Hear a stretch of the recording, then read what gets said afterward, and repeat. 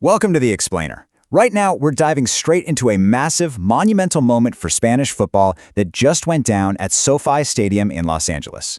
We're going to completely unpack exactly how Spain pulled off a resounding 3-0 victory over Austria in the round of 32 of this 2026 World Cup. We've got tactics, we've got history-making performances, and of course that raw emotion of knockout tournament football. So, let's get right into it. Seriously, can you actually believe Spain hasn't won a World Cup knockout match since 2010? I mean, it's kind of mind-blowing when you think about it. This is a squad literally famous for its generational talent, but they've been dragging around this heavy 16-year knockout curse ever since they lifted the trophy in South Africa. But out there in California, taking on Ralf Rangnick's Austrian side, La Roja didn't just break that curse, they absolutely shattered it with that 3-0 win. Section 1. Anatomy of a dominant win, breaking down the 3-0 victory. Okay, so right after a hydration break in the first half, Spain basically just turned on the jets. In the 36th minute, Real Sociedad captain Mikel Oyarzabal finds himself totally unmarked and hammers home a super sharp pass to finally break the deadlock. Fast forward to the 66th minute, and Alex Banya drops in this perfectly weighted cross, and right back Pedro Porro arrives out of nowhere to bury an emphatic header. And what's really wild about this? That wasn't just a crucial cushion for Spain, it was actually Porro's very first international goal. Then, just to put the cherry on top in the 89th minute, Oyarzabal secures his brace, sliding in to cap off just a brilliant team performance. So who is actually pulling the strings to make all this magic happen?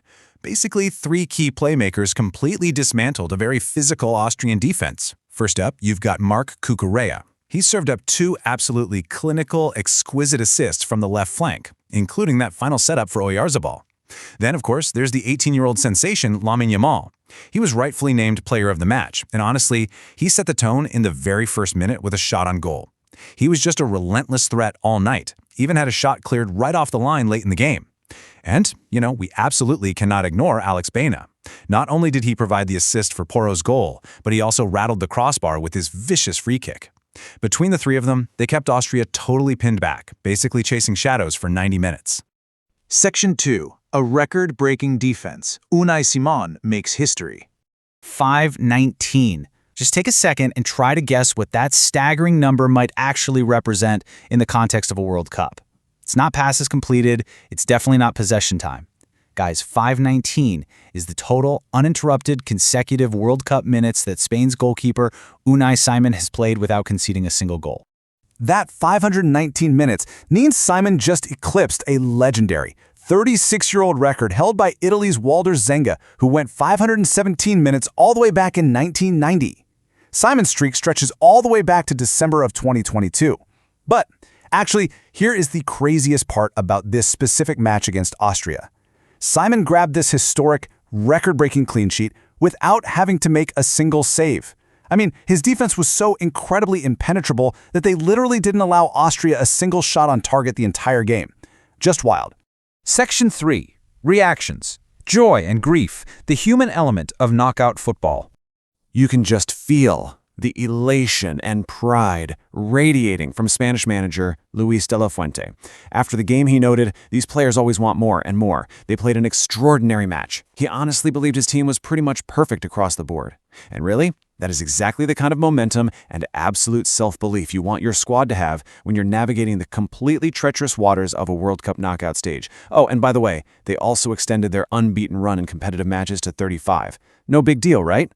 But, you have to contrast that Spanish joy with the absolute heartbreak of Austria's captain, David Alaba. He said, "There's a certain emptiness in us, a certain grief.